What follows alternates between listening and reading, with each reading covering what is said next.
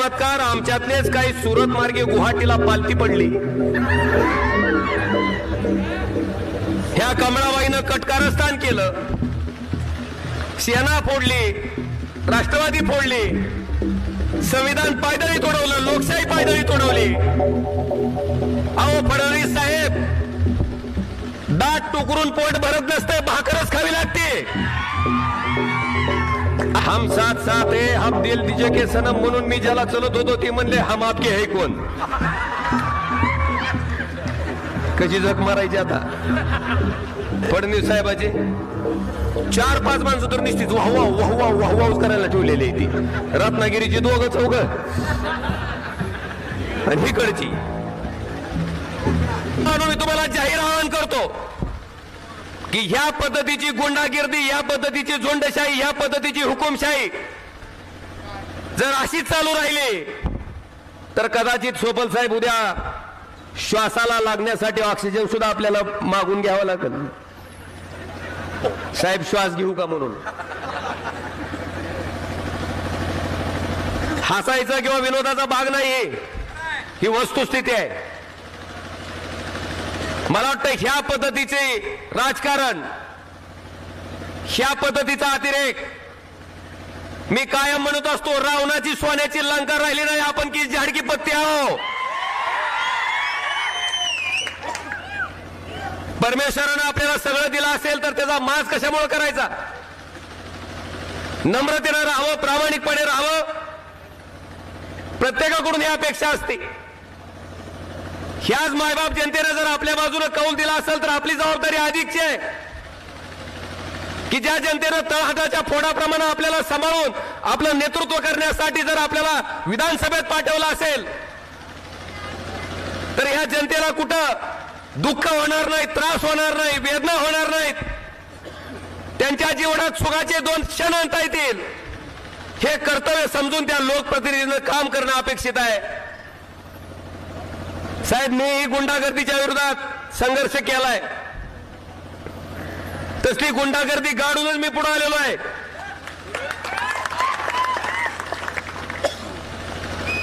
आणि सामान्य जनता ह्या बार्शीतल्या सुद्धा झुंडशाहीला, गुंडशाहीला आणि हुकुमशाहीला मूठ माती येणाऱ्या 23 तारखेला दिल्याशिवाय राहणार नाही। मला आपल्याला साहेब आठवण करून द्यायची आहे, सुरुवातीच्या काळात 2.5 वर्ष आपलं महाविकास आघाडीचं सरकार होतं, 2 वर्ष आपली कोरोनामध्ये गेली, 6 महिने आपल्याला काम करता आलं।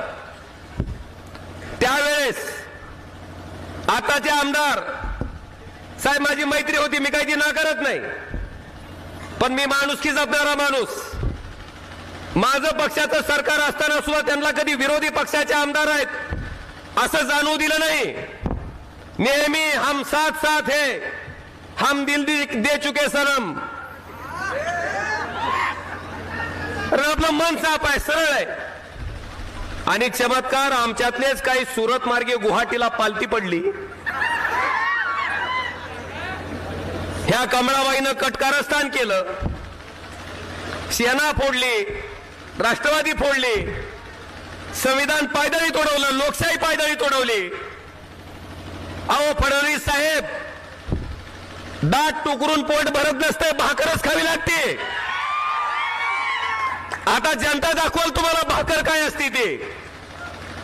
तुम्ही शिवसेनेचं दाट टोकरीत बसलाव, राष्ट्रवादीचं दाट टोकरीत बसलाव, षडयंत्र केलं, कपटीपणा केला आणि त्याच्यामुळं परत 2.5 वर्षानं हिथं तुम्हाला माहिती आहे कुणाचं सरकार आलं ते। आणि सरकारमध्ये काय बदल झाला साहेब? हम साथ साथ है, हम दिल दीजिए के सनम म्हणून मी ज्याला चलत होतो ते म्हणले हम आपके है कोण। कशी जग मारायची आता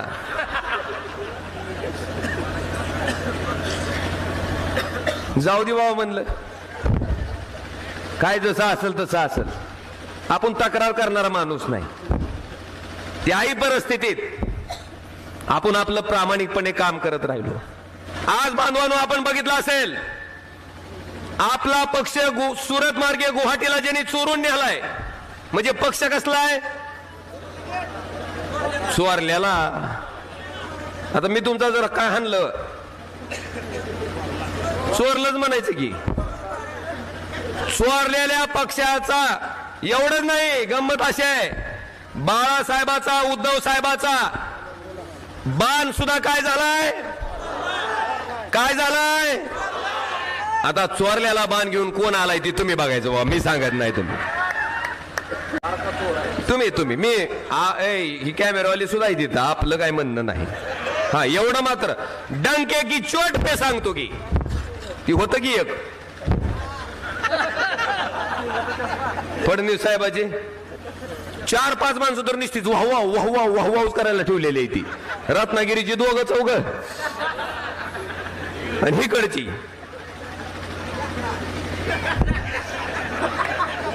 त्याचं सूप करून पिती ती लोक, काय करायची करून. लय ताण घ्यायची गरज नाही. एक सांगतो, माणसाची अडवणूक करून, माणसावर गुन्हे दाखल करून, माणसाला खिंडीत पकडून, माणसावर वेगवेगळ्या प्रकारचे गुन्हे दाखल करून माणसं जिंकता येत नसतेत. माणसं जिंकायचं असेल तर प्रेम द्यावं लागतं, प्रेम लावावं लागतं बांधवानो. अरे माणसं प्रेमानं येतात पाठीमाग, मजबुरीनं आलेलं कवा तुम्हाला झपका दिल ती तुम्हाला कळणार नाही म्हणावं. चाललंय सगळा प्रकार चाललाय, बघतोय की मी. काही लोकांना मी बी सांगितलंय, म्हणलं शिवाजी महाराजांचा गनिमा कावा करा म्हणलं तुम्ही, करा म्हणलं तुम्ही. आज तुम्हाला त्रास होतोय, तुमच्या त्रासातून मुक्तता करणे साहेब, मला खरं ह्याला जबाबदार देवेंद्र फडणवीस आहे. काय पद्धत आहे ही?